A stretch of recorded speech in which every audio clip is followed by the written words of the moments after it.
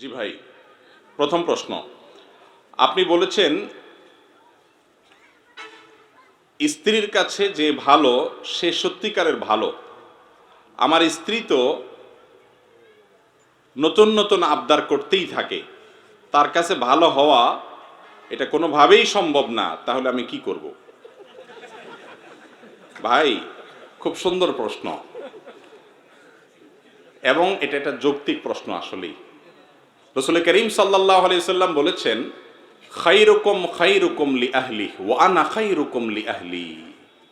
তোমাদের মধ্যে সবচেয়ে ভালো মানুষ সে যে ব্যক্তি তার পরিবারের কাছে ভালো। আর নবীজি বলতেছেন তার কথা যে আমি তোমাদের মধ্যে আমার পরিবারের কাছে সবচেয়ে ভালো মানুষ, আমার পরিবার আমাকে ভালো মনে করে, ভালো জানে। আর তোমাদের মধ্যে যে আসলে পরিবারের কাছে ভালো সে আল্লাহর কাছেও ভালো, সে শ্রেষ্ঠ মানুষ। এখন কথা হলো যে বহু মহিলা আছেন, বহুত স্ত্রী আছেন, তাদের আবদার স্বামীর যা সঙ্গতি আছে তার সাথে মেলে না।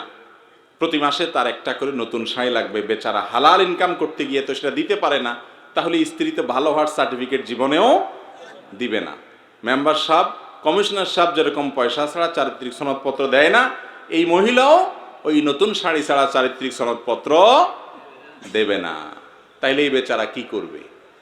ভাই, স্ত্রীর কাছে ভালো হওয়ার মানে হলো স্ত্রী আপনার চরিত্রের ব্যাপারে সাক্ষ্য দিবে মন থেকে যে আমার স্বামী সে কোনো 2 নম্বর পথে চলে না, তার আচরণ খারাপ না, তার ব্যবহার খারাপ না, সে অন্য মেয়েদের দিকে দৃষ্টিপাত করে না, সে যথেষ্ট পুত পবিত্র থাকার চেষ্টা করে, আমাদের সাথে ভালো আচরণ করে, ভালো ব্যবহার করে, কাপড় চোপড় দেন না, আবদার পূরণ করেন না, সেজন্য মহিলার জেদ আছে, ক্ষোভ আছে, রাগ আছে, সেজন্য হয়তো আপনারে বখিল বলে, কৃপণ বলে, সেটা তো তার স্বার্থের কারণে বলে। কিন্তু আপনি যদি সত্যিই একজন ভালো মানুষ হন, তার সাথে গালিগালাজ না দিয়ে কথা বলেন, তার সাথে সুন্দরভাবে আচরণ করেন, যে কোনো ভুল হলে সুন্দর করে বুঝাইয়া দেন, একটু সবর করেন, ধৈর্য ধারণ করেন, আর বউয়ের কাছে একটু বোকাশোকা থাকার চেষ্টা করেন, চালাকিটা না করেন, তাহলে দেখবেন আপনার স্বামী বলবে যে আমার সাহেব অমুকের বাপ তমুকের বাপ আমার স্বামী। স্ত্রী বলবে যে আমার স্বামী, আমার সাহেব, সে আসলে একটা ভালো মানুষ, সোজা সরল মানুষ, আর কিছু না। বইয়ের কাছ থেকে যদি এই সার্টিফিকেটটা নিতে পারেন যে বেচারা একটু সোজা কিসিমের, বাস তাইলেই চলবে ইনশাআল্লাহ। সোজা হইতে পারবেন না? আমাদের নবী করিম সাল্লাল্লাহু আলাইহি সাল্লাম তার স্ত্রীগণের সাথে, উম্মাহাতুল মুমিনিনের সাথে কিরকম ছিলেন জানেন? একেবারে সরল মানুষের জীবন। একটা ঘটনা আপনারা অনেকে হয়তো শুনেছেন। আয়েশা রাদিয়াল্লাহু তাআলা আনহার ঘরে তিনি যেদিন ছিলেন, তিনি যে স্ত্রীর ঘরে যেদিন থাকতেন সেদিন তার খাবার দাবার সব তিনি অ্যারেঞ্জ করতেন। তো অন্য আরেক স্ত্রী ওই দিন একটু খাবার রান্না করে কাজের মেয়েকে দিয়ে একটা বাটি দিয়ে পাঠাই দিস।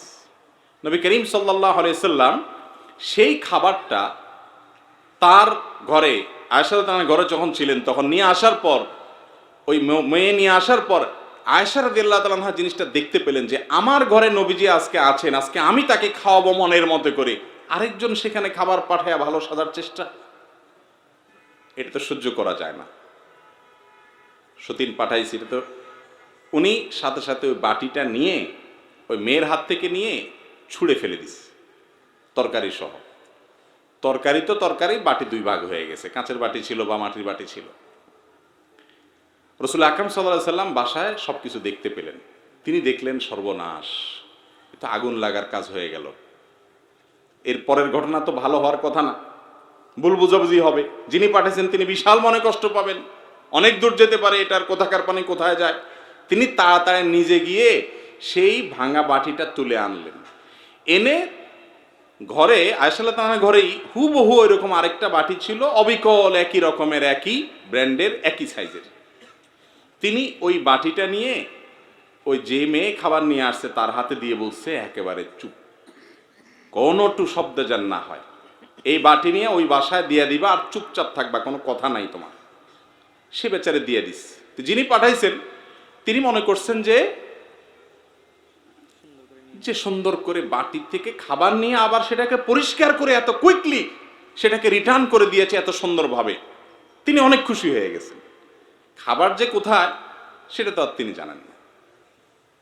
আচ্ছা, এই যে একটা কাজ, রাসূল আকরাম সাল্লাল্লাহু আলাইহি সাল্লামের ঘরে হইল, আপনার ঘরে যদি হইতো, আপনার বউয়ে যদি এরকম একটা বাটি আরেকজনের ধরে ছুঁড়ে ফেলে দিত, আপনার আরেক স্ত্রী খাবার পাঠাইতো, প্রথম কাজটা কি হইতো বলেন?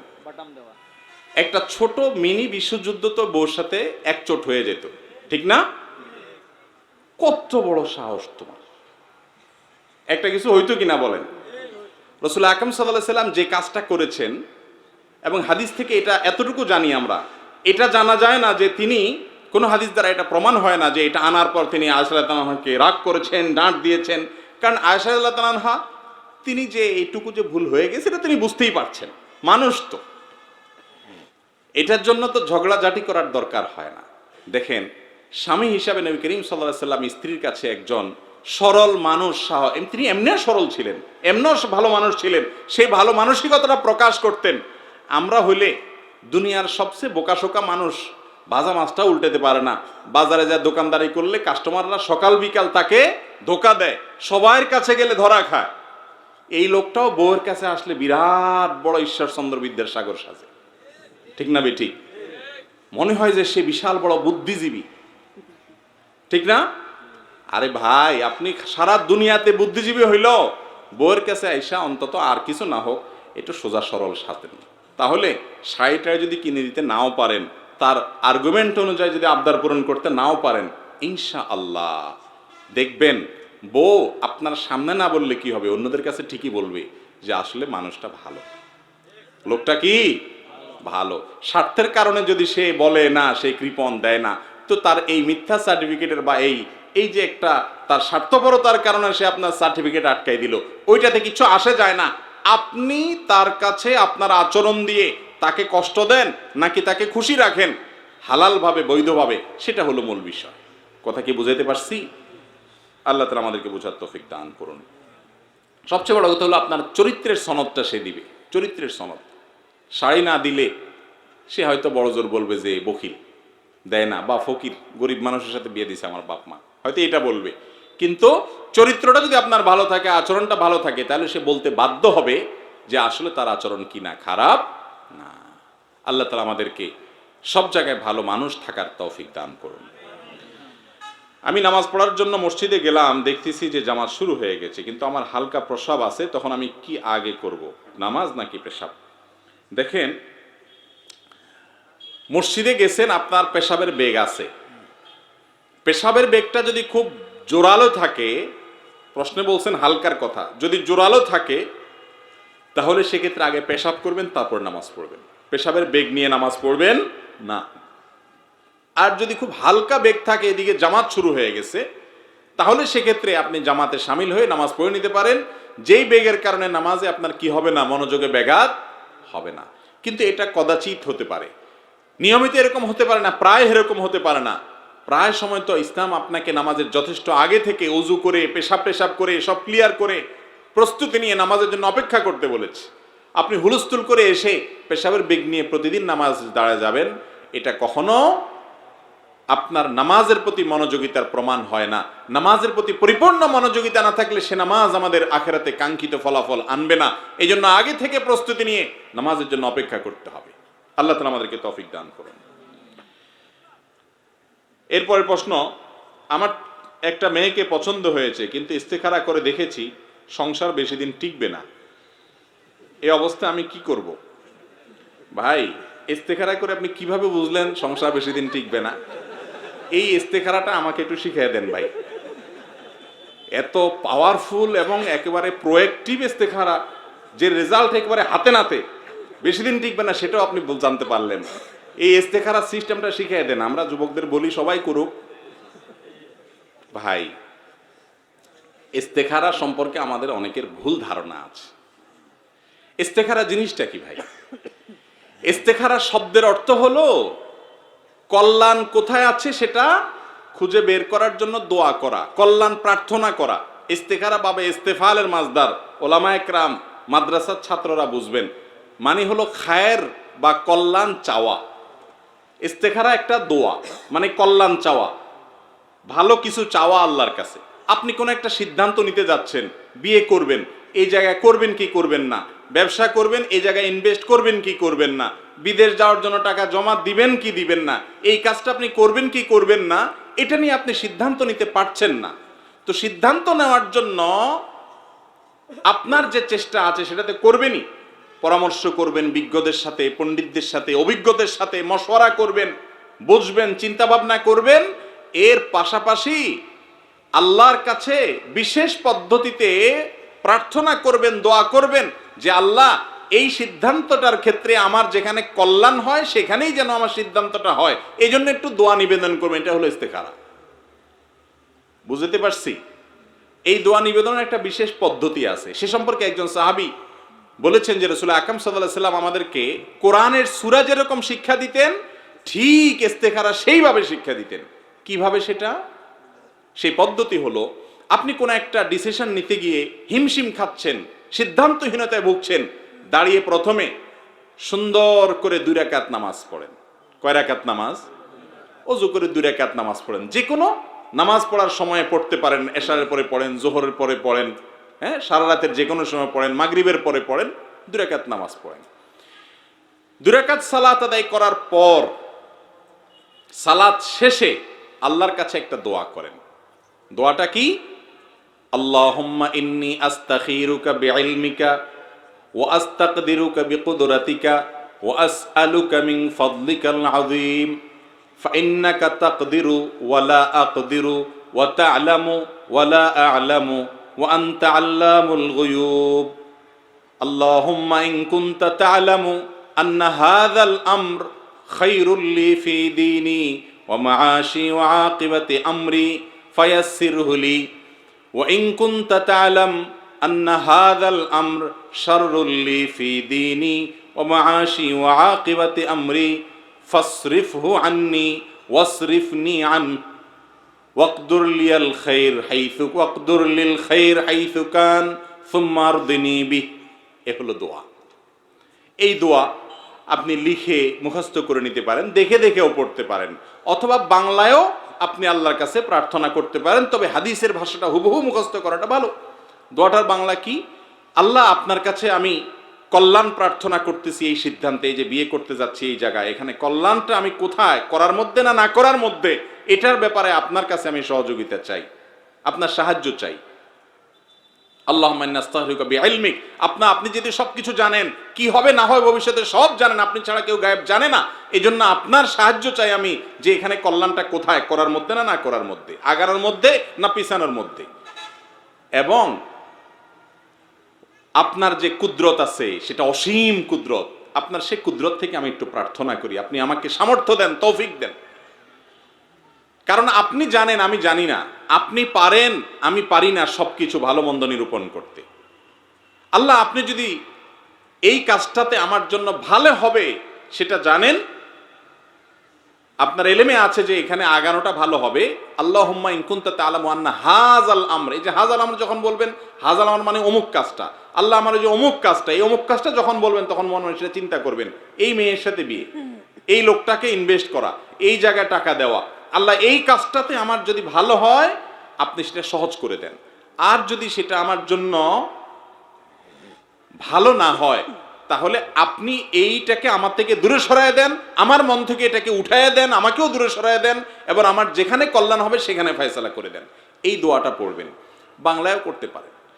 ইস্তেখারার দোয়া এবং 2 রাকাত নামাজ, 2 রাকাত নামাজ পড়ে আপনি ইস্তেখারা করলেন। এই ইস্তেখারাটা যতদিন পর্যন্ত আপনার ওই বিষয়ে সিদ্ধান্ত ফাইনাল না হবে ততদিন পর্যন্ত আপনি করতে থাকবেন, যত বেশি পারেন। দিনের ভিতরে 2বার 4বার করে করেন। কথা কি বুঝাতে পারছি? ইস্তেখারা করতে করতে করতে করতে যদি আপনি মন থেকে সেভাবে সত্যিকারের সঠিক পদ্ধতিতে ইস্তেখারা করতে পারেন, এরপরে সিদ্ধান্ত দেখেন কোন দিকে আগায়। যদি বিয়ে হওয়াটা সহজ হয়ে যায় তাহলে বুঝবেন এখানে কল্যাণ আছে, আর যদি বিয়েটা ভেঙে যায়, না হয়, তাহলে বুঝবেন যে ইস্তেখারা করছেন, না হওয়াটাই কি ছিল? কল্যাণ ছিল। এখন কথা হলো, ইস্তেখারা করে বিয়ে করলেন, এরপরে দেখলেন যে কয়দিন পরে সেটা টিকলো না, যেমনটা এই প্রশ্নকর্তা বললেন। হইতে পারে এমন যে ইস্তেখারা করছেন, করেই বিয়ে করছেন, কিন্তু টিকলো না। তাহলে ধরতে হবে যে আমার ইস্তেখারার কোথাও গলত আছে, অথবা এটা হয়ে না টিকার মধ্যে আমার কোনো কল্যাণ আছে। অনেক ভাঙার ভিতরে কল্যাণ থাকে না, না থাকে? সব কল্যাণ কি আমরা জানি? জানি না। এজন্য ইস্তেখারা হলো এটা। ইস্তেখারা মানে অনেকে মনে করে যে আমি স্বপ্নে দেখব, সেটা নিশ্চিত। হ্যাঁ, স্বপ্নে আল্লাহ তাআলা ইমানদার বান্দাকে অনেক সময় সুসংবাদ দেন, বিভিন্ন বার্তা দেন, সেটা ঠিক আছে। কিন্তু ইস্তেখারার জন্য স্বপ্নে দেখতেই হবে এমন কোনো শর্ত নাই। আপনার মন যেদিকে ঝুঁকে যায় সেটাই আল্লাহর ফয়সালা। যদি ইস্তেখারা সঠিকভাবে হয়ে থাকে আপনি বিসমিল্লাহ পড়ে আগাইতে পারেন। কথা কি বুঝাতে পারছি? এরপরে প্রশ্ন হলো, নামাজ পড়া অবস্থায় যদি পর্ণ ভিডিওর কথা মাথায় চলে আসে তাহলে আমি কি করব? নামাজ হবে কিনা? আর এই কুচিন্তা থেকে কিভাবে বাঁচবো? ভাইয়ের আমার, খুব জটিল একটা বিষয়, খুব জটিল একটা বিষয়। এই চোখের জেনা, হারাম জিনিস যেগুলো ইউটিউবে, ফেসবুকে, মোবাইলে বিভিন্নভাবে আপনি দেখেন, বা অফলাইনে ডাইরেক্ট সরাসরি আপনি বিভিন্ন বেপর্দা নারীকে, গায়ে মারা মেয়েকে দেখেন, দেখে মনে মনে হারাম স্বাদ নিয়ে থাকেন। এই অপরাধ এত ভয়াবহ যে এই অপরাধটা থেকে মানুষ সিজদা গিয়ে পর্যন্ত বাঁচতে পারে না। আকরাবু মা ইয়াকুনুল আবদু মির রাব্বিহি ওয়া হুয়া সাজিদ। বান্দা আল্লাহর সবচেয়ে কাছে যেতে পারে কখন ভাই? যখন সিজদায় চলে যায়। সিজদায় যখন যায় আল্লাহর সবচেয়ে নিকটে চলে যায়, কপাল পোড়া ওই সময়টাতে তার চোখের সামনে হারাম জিনিস ভাইসা উঠে। আল্লাহর সবচেয়ে রহমতের কাছাকাছি গিয়া রহমত থেকে বঞ্চিত হইয়া বরং হারাম জিনিস ভাইসা উঠে, কারণ সারাদিন সেটা দেখে। এত ডেঞ্জারাস বিষয় হারাম জিনিস চোখে দেখা। বাঁচতে চান, একমাত্র করণীয় হারাম জিনিস দেখা ছেড়ে দেন। কিছুদিন হয়তো আপনাকে শয়তান ডিস্টার্ব করবে, কিছুদিন আপনার চোখের সামনে আনবে, কিন্তু আপনি আনার সঙ্গে সঙ্গে যখন মনে হবে আপনি চিন্তা করবেন আমি কোথায় দাঁড়ায় আছি, কার সামনে আছি, কোথায় দাঁড়িয়ে আমি কার সামনে দাঁড়িয়ে হারামের কথা, হারামের দৃশ্যের কথা আমার স্মৃতিতে আনছি। আপনার বুক প্রকম্পিত হবে। সাথে সাথে নিজেকে ভৎসনা করে, আত্মশাসন করে, নিজেকে নিজে শাসন করে বকা দিয়ে মনে মনে নামাজ কন্টিনিউ করেন। নিয়মিত যদি চোখের জেনা ছেড়ে দেন, আপনি নিশ্চিন্ত থাকেন, নিশ্চিন্ত থাকেন ইনশাআল্লাহ। আপনি বেশ কিছুদিন যদি নিজেকে হারাম জিনিস দেখা থেকে সরায় আনতে পারেন, নামাজে শয়তান বেশি দিন আপনাকে ডিস্টার্ব করতে পারবে না। কিছুকাল পরে দেখবেন ইনশাআল্লাহ এগুলো সব ভুলে গেছেন আপনি। চেষ্টা করা যাবে না ইনশাআল্লাহ? আল্লাহ আমাদেরকে তৌফিক দান করুন। আমাদের এলাকায় মহিলারা দোকান করে বেপর্দা অবস্থায়, কিন্তু বলার পরেও তারা দোকানদারি করেন বেপর্দায়। তাদেরকে আমরা যুবকরা কিভাবে বোঝাতে পারি, পর্দা করাতে পারি? দেখুন, মহিলাদেরকে আল্লাহ রাব্বুল আলামিন বাসার ভেতরটা সামলানোর দায়িত্ব দিয়েছেন, তারা হলেন স্বরাষ্ট্র মন্ত্রণালয়ের দায়িত্বপ্রাপ্ত। আর পুরুষদেরকে আল্লাহ তাআলা পররাষ্ট্র মন্ত্রণালয়ের দায়িত্ব দিয়েছেন যে তোমরা হলো বাহিরটা দেখাশোনা করবা, বাহিরের জঞ্জাট যা আছে এসব কিছু পুরুষ সামলাবা, সামলায়া তুমি উপার্জন করে নিয়ে আসবা। বাসার ভেতরে যা আছে সব মহিলা দেখবে। এখানে মাতবরি, সর্দারি, মাস্তানি পুরুষরা বেশি করতে যাবেন না। বুঝে আসছে কথা? তরকারি কোনটা কিভাবে রানবে, কিভাবে না রান্না করবে, ভাজি কোনটা কিভাবে করবে, এসব জায়গা বেশি পণ্ডিতি করতে যাবেন না। ওই জায়গাটা তার, ইসলাম এটা ভাগ করে দিয়েছে। এখন আমরা মহিলাদেরকে অধিকার দেওয়ার নাম দিয়ে বলতেছি যে তোমরা বাসায় বসে থাকবে, কেমন কথা? জগৎটাতে দেখবা না, একটু বাইর হও, দোকানদারি করো, হ্যাঁ, খেতে কাজ করো, বিভিন্ন জায়গায় কাজ করো। এই কথাগুলো যারা বলে তাদেরকে আমাদের সমাজে বলে নারীবাদী। তাদেরকে কি বাদী বলে ভাই? নারীবাদী। নারীবাদীরা প্রমাণ করার চেষ্টা করে, দাবি করার চেষ্টা করে, বোঝানোর চেষ্টা করে আমরা নারীর মুক্তির জন্য এসেছি, ইসলাম নারীকে বোরকার মধ্যে ঢুকাই ফেলছে, হায় হায় কত কষ্ট হয়ে যাচ্ছে, বাইর করো। কারণ শিয়াল মুরগির স্বাধীনতা চায়। দুনিয়ার সব শিয়ালের বক্তব্য হলো যে মুরগি কেন খাঁচায় থাকবে, মুরগি কেন বন্দি দশায় থাকবে, খোঁয়াড়ে থাকবে, মুরগিকে মুক্ত করতে হবে, হে মুরগি তুমি স্বাধীন হও, দেখো জগৎটাকে। এটা সব শিয়ালের বক্তব্য। এই জন্য অনেক বড় বড় লম্বা লম্বা কথা বলা নারীবাদীদের দেখা যায় যে বইয়ে ফোন করে পুলিশ হাজির করছে। দেখেন না আপনারা? কি বলেন, দেখেন না আপনারা? নিউজ দেখে ফেলছেন অলরেডি? সারাদিনই তো হইতে থাকে, সারাদিনই তো দেখতে থাকবে। কারণ ভাই, মেয়েদেরকে আল্লাহ তাআলা সৃষ্টিকর্তা প্রাকৃতিকভাবে কিছু ডিউটি দিয়েছেন, সেটা চাইলেও আমরা চেঞ্জ করতে পারি না। যেমন সন্তান গর্ভে ধারণ করা, এটা পুরুষের কাজ না মহিলার কাজ? মহিলার কাজ। মহিলার কাজ যদি সন্তান গর্ভে ধারণ করা হয়, পুরুষ এটা করতে পারবে? পারবে না। তাহলে গর্ভধারণ করাটা তো 2-4 দিনে কাজ না, 10 মাস 10 দিন। এরপরে সন্তান প্রসব হওয়ার পরে সন্তানের রিজিক খানাটা আল্লাহ তাআলা কোথায় দিয়ে রাখছেন? মায়ের বুকে। কতদিনের ডিউটি? 2 বছর। তাহলে 2 বছর পর্যন্ত দুধ খাওয়াইলো, 10 মাস পর্যন্ত পেটে রাখলো, মোট 3 বছর। আর এরপরেই তো শেষ না, এরপরে তো আরো আছে। 4, 5, 6 বছর পর্যন্ত হ্যাসেল টানে কি বাপে না মায়ে? বাপে চাইলেও কি তার বুকে দুধ আসবে কোনোদিন? চাইলেও কি সন্তান গর্ভে রাখতে পারবে কোনোদিন? যদি 2টা করেও সন্তান হয় তাহলে 5, 5, 10 বছর। আরে ভাই, বিয়ের পরে যদি 10 বছরে গাড়ি টানতে টানতে চাইবে, স্যারের ভোগের টাইমটা কখন? তাহলে বুঝার চেষ্টা করেন, তার যে প্রাকৃতিক ডিউটি সেগুলো তো সে করাই লাগতেছে। আপনি পুরুষ সেগুলার বোঝা বহন করতে পারতেছেন না, উল্টা বরং সংসারের উন্নতির জন্য আপনি 10,000 20,000 টাকা কামান, আর বউরেও লাগাই দিচ্ছেন 10,000 20,000 কামাইয়ের জন্য। তাহলে আপনার ডিউটি যেটা ছিল পয়সা কামাই করে আনা, কোত্থেকে আনবেন আপনারটা আপনি বুঝবেন, সেটার অর্ধেক দায়িত্ব তার ঘাড়ে দিলেন, আর তার যে ডিউটি এটা ফুলটা সে করতেছে। ঠিক না বে ঠিক? তাহলে তার স্বাধীনতা দিলেন না কাজের ভাগ তার মাথায় বসাইলেন? বুঝেন নাই কথা? এ হলো নারীর মুক্তির সংগ্রাম।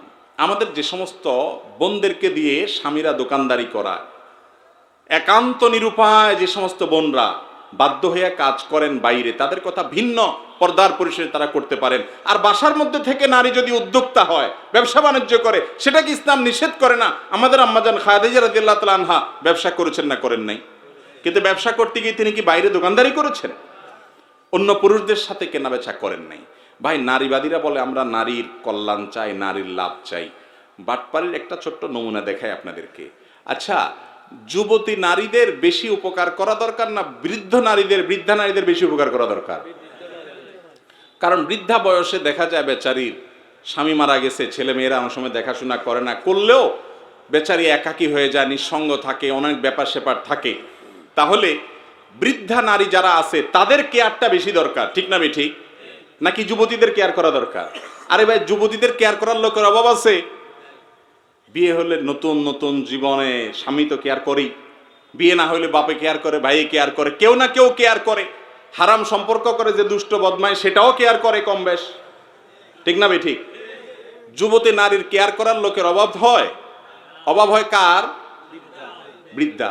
এই নারীবাদীকে দেখবেন না যে রিসিপশনে কোনো বৃদ্ধা মহিলা বসাইতে। আরে ভাই, রিসিপশনের চাকরিগুলা বৃদ্ধা মহিলাদেরকে দাও, যে বেচারীদের জন্য একটা সহজ কাজ, রিসিপশনে দাঁড়ায় থাকবে, বসে থাকবে, এই কাজটা এদের জন্য উপযোগী। ওই জোয়ান মহিলাগুলা সেগুলো আরে কষ্টের কাজ দাও, বা দেওয়ার দরকারই নেই, তাদের কেয়ার তো এদের দরকার। এরা বলে নারীবাদী। যাদের যেই নারীর কেয়ার করা দরকার সে নারীরে চাকরি দিবে না, বলবে যে সুন্দরী হইতে হবে, তরুণী হইতে হবে, যুবতী হইতে হবে, অবিবাহিত হইতে হবে, লম্বা চড়া হইতে হবে, তারপর চাকরি দিব। এ কি নারীবাদী না নারী লোভী? সন্দেহ আছে কোনো? আমরা দোকায় পড়ে যাই। আবার ভুল বুঝেন না, ইসলাম মহিলাদের কাজ কাম পড়ালেখা করতে নেই। খবরদার, ছেলেদেরকে যেরকম পড়াবেন, মেয়েদেরকে সুশিক্ষা শিক্ষিত করবেন, মেয়েদেরকে ডাক্তার বানাবেন, পর্দা পশিদা যতটুকু মেনটেন করে সম্ভব, যাতে নারীদের চিকিৎসা নারীরা দিতে পারে, পুরুষদের কাছে যেতে না হয়, তাদেরকে সুশিক্ষা শিক্ষা দিবেন। বাসা বাড়িতে থেকে যদি কিছু করা লাগে করবে। কোনো নারী যদি নিরুপায় হয়, তার স্বামী অত্যাচারী হয়, অথবা মারা যায়, বিধবা হয়, নিরুপায় হয়, বাপ ভাই খোঁজ খবর না নেয়, বেচারি বাধ্য হয়ে বাইরে উপার্জন করতে যায়, হালাল পরিবেশের মধ্যে পর্দার মধ্যে থেকে নিজেকে ফিতনা থেকে মুক্ত রেখে সে করবে, সেটা ভিন্ন বিষয়। কিন্তু গণহারে দরকার হোক আর বেদরকার হোক, অধিকার দেওয়ার নাম করে মহিলাদেরকে বাহির করে দিলেন। এটা তাদের অধিকার দেয়া নয়, এটা অধিকার দেওয়ার নামে প্রতারণা। অধিকার দেওয়ার নামে কি রে ভাই? যেই স্বামী, যেই পুরুষ তার স্ত্রীকে বা বের করেছে, আপনি তাকে যা বুঝাবেন যে আপনি কি করছেন এটা। আর ওই বোনকে বলবেন, বোন, তোমাকে রিসিপশনে দেখে, দোকানে দেখে কাস্টমার তোমার সাথে কথা বলে তোমাকে নিয়ে বাজে চিন্তা করে, এটা কি তোমার মনে হয় না? তুমি কি বুঝো না এই বাস্তবতা? তাকে বুঝাবেন, আল্লাহর ভয় দেখাবেন, এবং পারলে বাসা বাড়ি থেকে যদি নিরুপায় হয় এই কাজ করার জন্য, তাকে বাসা বাড়ি থেকে কোনো কাজ যেন তিনি করতে পারেন। আজকাল অনেক কাজ করা যায়, মেয়েরা সেলাইয়ের কাজ করতে পারেন, কত সুন্দর বাসা বাড়িতে বসে কাজ করতে পারেন, অনেক হস্তশিল্পের কাজ করতে পারেন, অনেক কাজ করা যায়, অনলাইনে অনেক মার্কেটিং করতে পারেন, বাসা বাড়িতে থেকে যেন তিনি করতে পারেন সেরকম বিষয়ে তাকে সহযোগিতা করেন। শুধু ফতোয়া দিয়ে বসে থাকেন না, সহযোগিতাও করেন। এরকম যদি উদ্যোগী হন, ইনশাআল্লাহ আমাদের মা বোনদেরকে আর দোকানদারির আসনে দেখতে হবে। এরপরের প্রশ্ন, নামাজরত অবস্থায় আমার উপরে মশা বসেছে, কিন্তু আমি মশাটি মারি নাই। নামাজ শেষে মশাটি আমি মেরেছি, আমার শরীর থেকে যে রক্ত খেয়েছে মশা সেটা বাহির হয়ে গেছে মারার কারণে, তাহলে কি আমার অজু ভেঙে গেছে যেহেতু রক্ত বাহির হয়েছে? না, এর কারণে কি হবে না, অজু ভঙ্গ হবে না। প্রথমত, মশা যে পরিমাণ রক্ত শোষণ করে সেটা পরিমাণে অনেক কম, এটার কারণে কোনো অসুবিধা না। দ্বিতীয়ত হলো যে মশা তো সিরিঞ্জ দিয়ে আপনার শরীর থেকে বের করে তার শরীরে নিয়ে নিছে, এখন তো মারার পরে যে বাইরে হয়েছে এটা তো তার শরীর থেকে বাইরে হয়েছে, আপনার শরীর থেকে বাইরে না। উজু ভাঙলে মশার ভাঙছে, আপনার না। কথা কি বুঝতে পারছি? আপনি থাপ্পড় মারার পরে রক্তটা বাইরে হয়েছে কার শরীর থেকে? মশার শরীর থেকে। আপনার শরীর থেকে তো সে সূক্ষ্মভাবে সিরিঞ্জ দিয়ে টেনে নিয়েই নিছে, তাই না? আপনার শরীর থেকে তো বাইরে হয়ে গলায় পড়ে নাই, আপনার উজু ভাঙার তো প্রশ্ন নাই। সিরিঞ্জ দিয়ে নেওয়ার পর এবার বেচারার শরীরে আপনি থাপ্পড় দিয়া সব রক্তগুলো বাইর করে ফেলছে। উজু গেলে কার যাবে? মশার যাবে। তো উজু গেলেই কি না গেলে কি, বেচারা তো শেষ, মরে গেছে, আর তার নামাজও নাই, রোজাও নাই। অতএব এটা নিয়ে আপনার টেনশন করার দরকার নাই। এরপরে প্রশ্ন হলো, আমাদের এদিকে পৌষ মাস, শনিবার, মঙ্গলবার কোনো শুভ কাজ করে না, করলে নাকি অলক্ষণ হয়, যেমন বিবাহ শাদী, বাড়ি তৈরি ইত্যাদি। ভাই, পৌষ মাস, শুক্রবার দিন না শনিবার, শনিবার মঙ্গলবার, এগুলাতে মঙ্গলবার, মঙ্গল মানে কি? কল্যাণ। মঙ্গলের বার মানে কল্যাণের বার, এদিন আরো ভালো কাজ বেশি না করবেন। ভাই, এই বারের নামে কিছু আসে চায় না। শনিবারে করলে বলে সৈন্যে পাইবে, এবার শনিয়ে পাবে, এরকম বলে কি বলে না? ভাই, কোন দিন, কোন ক্ষণ, এগুলোকে কুলক্ষণ, অলক্ষণ, অকল্যাণ, অপয়া, কুফা এগুলা মনে করা, এটা ইসলামের শতভাগ কুসংস্কার। পূর্ণ বিশ্বাস ইমানদার মনে করবে আমার সকল কল্যাণ এবং অকল্যাণের মালিককে আল্লাহ। ইসলামের নেকফালি জায়েজ আছে, বদফালি জায়েজ নাই। নেকফালি মানে হলো শুভ লক্ষণ, ভালো কিছু আশা করা। হুদায়বিয়ার সন্ধিতে 4 দফা নবী করিম সাল্লাল্লাহু আলাইহি ওয়াসাল্লামের কাছে মক্কার মুশরিকরা লোক পাঠাইছে। একবার ওরওয়াকে পাঠাইছে, আরেকবার আরেকটারে পাঠাইছে। একটাকে পাঠাইছে, নবী করিম সাল্লাল্লাহু আলাইহি ওয়াসাল্লাম জিজ্ঞেস করেছেন, তোমার নাম কি? বলে সুহাইল। দূত সংলাপের জন্য আসছে, আলোচনার জন্য আসছে। নবী করিম সাল্লাল্লাহু আলাইহি ওয়াসাল্লাম বলেছেন, তোমার নাম যখন সুহাইল, এবার একটু সহজ হবে আশা করা যায়, কারণ সাহাল শব্দের অর্থ সহজ। এই যে একটা লোকের নামের অর্থটা ভালো, সেজন্য নবী তার থেকে ভালো কিছু আশা করতেছেন, এটাকে বলে নেকফালি, অর্থাৎ ভালো কিছু আশা করা। কিন্তু আজকে সকালবেলা কাকের ডাক শুনছি, কপালে দুঃখ আস, কেউ মরবে, বাম চোখটা লাফাইছে আজকে, তাহলে শেষ, আজকে বিপদ একটা আসতেছে। বাইরে হওয়ার সময় ঝাড়ু দেখছি, তাহলে কপালে আজকে সারাদিন ঝাড়ুর বাড়ি আস। আর কাক ডাকলে তো যে মরার সংবাদ। আবার যে দোকানে প্রথম কাস্টমার বাকি চাইছে, তাহলে তো আজকে সারাদিন এই বাকি দিতেই যাবে। প্রথম লোকটা আইসা দাঁত বাইর করে বলে, ভাই ভাঙতি আছে কিনা, শেষ আজকে দিন, এই দিতেই যাবে। এ ধরনের বিশ্বাস আছে না নাই আমাদের? এগুলো হলো আমাদের দেশের পুরাতন কুসংস্কার। নতুন একটা কুসংস্কারের কথা শুনেন যুবকরা ভালো করে। সেটা কি? নতুন বছরের প্রথম সময়টাকে যত উৎসব, ফুর্তি, আনন্দ করে কাটানো যাবে, সারা বছর ভালো থাকা যাবে। বলেন না নাউজুবিল্লাহ? আমি তো বলছি আপনারা সুবহানাল্লাহ বলবেন। দেখেন, বাচ্চাচারা যে সমস্ত কুসংস্কার আগে ধারণ করে আসছে, এখনকার তরুণ শিক্ষিত যুবকরা তারা ওই সে পেগানদের কথা শুনে তারা মনে করে রাত 12টা 1 মিনিট জায়গায় বসে আছে। বেটা ফজর নামাজ পড়ে নাই, কোনোদিন আল্লাহ জানে পড়ছে কিনা, সেই বেটা বসে আছে রাত 12টা 1 মিনিটে। কিসের অপেক্ষা? নতুন বছর আসবে, আসলে উনি একটু আতশবাজি করে ফুর্তি করবে। তো ফুর্তি করলে কি হবে? সারা বছর ভালো থাকবে। এটা কুসংস্কার না কুসংস্কার না? যদি নতুন বছরের প্রথম প্রহরে খুশি হলে সারা বছর খুশি থাকা যাইতো, তাহলে এদেশের গরিব দুঃখী যত আছে এদের সবার একটা করে 50 টাকার ফানুস কিনে দিয়া বলতো যে এই দিন ফানুসের সাথে ঝুলতে থাকবেটা, সারা বছর সুখে থাকবি। এর চাইতে হাস্যকর কিছু আর আছে? কিন্তু কিভাবে আমাদের শিক্ষিত যুবকরা এগুলা করে? এগুলাকে বর্জন করবেন তো ইনশাআল্লাহ? এগুলো আমাদের আদর্শ না, এগুলো অগ্নিপূজকদের আদর্শ, ইমান যাবে এগুলোর কারণে। কল্যাণ ও কল্যাণের মালিক কে? আল্লাহ।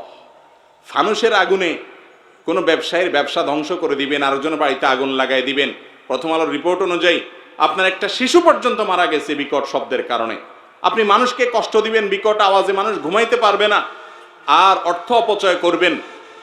এটা কোনো সভ্য সমাজের কালচার হতে পারে না। এই কালচারকে আমাদের সমাজে আমরা হতে দিতে পারি না। আমরা বোঝাবো, মানুষকে সচেতন করব, ঠিক আছে না ইনশাল্লাহ?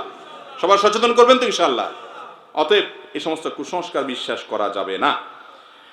আমি শেয়ার বাজারে ব্যবসা করি, কিন্তু এই ব্যবসা হালাল হবে নাকি হারাম হবে আমি জানি না, একটু বুঝিয়ে বলবেন। দেখুন, শেয়ার বাজারের ব্যবসা মৌলিকভাবে জায়েজ আছে। মৌলিকভাবে কি আছে? জায়েজ আছে। দেখতে হবে আপনি কোন কোম্পানির শেয়ার কিনছেন। যেই কোম্পানির শেয়ার কিনছেন সেই কোম্পানির যদি ব্যবসাটা হালাল থাকে, ব্যবসার ভিতরে কোনো হারাম কিছু না থাকে, তাহলে সেই কোম্পানির ব্যবসার শেয়ার কেনা মানে হলো কোম্পানির পার্টনার হওয়া। এটাতে দোষের কোনো কিছু নাই মৌলিকভাবে। ধরেন একটা কোম্পানি ইলেকট্রিক্যাল আইটেমের প্রোডাক্ট আবিষ্কার করে, উৎপাদন করে, ঔষধ উৎপাদন করে একটা কোম্পানি, আপনি সেই কোম্পানির শেয়ার কিনলেন, তাহলে তারা তো হারাম কিছু উৎপাদন করতেছে না, ভালো কিছু করতেছে। তো সেই কোম্পানির শেয়ার কিনছেন, তাদের ব্যবসার মৌলিক পলিসিতে হারাম তেমন কিছু নাই, আপনি সেই শেয়ার কিনতে পারবেন। আর এই মাসআলা হলো শেয়ার ব্যবসা যখন সাধারণ পরিস্থিতি থাকবে। আমাদের দেশের শেয়ার ব্যবসা নিয়ে, শেয়ার ব্যবসা সম্পর্কিত, শেয়ার বাজার সম্পর্কিত যারা বিশেষজ্ঞ এই বিষয়ে, যারা পণ্ডিত, তারাই বলেন এটা নাকি জুয়া। তো এরকম যদি জুয়া টাইপ কিছু হয় তাহলে সেটা তো জায়েজ হওয়ার কারণ নাই। আমি সাধারণ যদি শেয়ার ব্যবসা হয় সেটার কথা বলেছি। সেটাতে যদি ব্যবসাটা হালাল হয়, সে শেয়ার ব্যবসা, সে কোম্পানির শেয়ার কেনাও জায়েজ, বেচাও জায়েজ। যে কোম্পানির ব্যবসা হারাম অথবা ব্যবসাতে হারাম কিছু আছে, সরাসরি হারামের সাথে সংশ্লেষ আছে, সেটার ব্যবসা, সেটার শেয়ার কেনাও জায়েজ নাই, বেচাও জায়েজ নাই। যারা পরের হক মেরে খায় তাদের ইবাদত কতটুকু কবুল হবে, এ বিষয়ে যদি কিছু ব্যাখ্যা জানাতেন। ভাই, পরের হক যদি কেউ মেরে খায় আর এই লোক এবাদত বন্দিগি করে, এবাদত বন্দিগিতে তার আমল নামা কিন্তু বাড়তে থাকবে। কোরআন হাদিসে কোথাও নাই যে পরের হক মারলে তার ইবাদত আমল নামা যুক্ত হবে না, এরকম কথা কোথাও নাই। আপনি পরের হক মারেন, অন্যের সম্পদ আইল ঠেলেন, অন্যের টাকা মেরে দেন, অন্যের টাকা আত্মসাৎ করেন, গম চুরি, টিন চুরি করেন, অন্য আরো কিছু চুরি করেন, করে আপনি অর্থ আত্মসাৎ করতে থাকেন।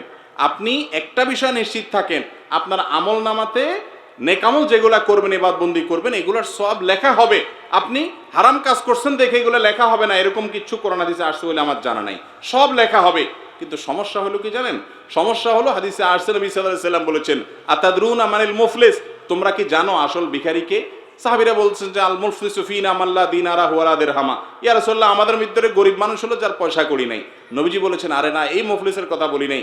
আসল মুফলিস হলো সেই লোক, যেই লোক দুনিয়াতে মানুষের সম্পদ আত্মসাৎ করেছে, অন্যের জমির আইল ঠেলেছে, চুরি করে সম্পদ নিয়ে এসেছে, হাওলাত নিয়েছে আর দেয় নাই, বাকি নিয়েছে আর দোকানের সামনে দিয়ে যায় নাই, বিভিন্নভাবে মানুষের সম্পদ নষ্ট করেছে, বোনের হক দেয় নাই বাপের সম্পদে, মায়ের সম্পদে, ফুফুর হক দেয় নাই দাদার সম্পদে, বিভিন্নভাবে ভাইয়ের হক দেয় নাই, ভাতিজার হক মেরে দিয়েছে, মানুষকে মেরে কেটে খায়, আবার অনেক আমলও করেছে।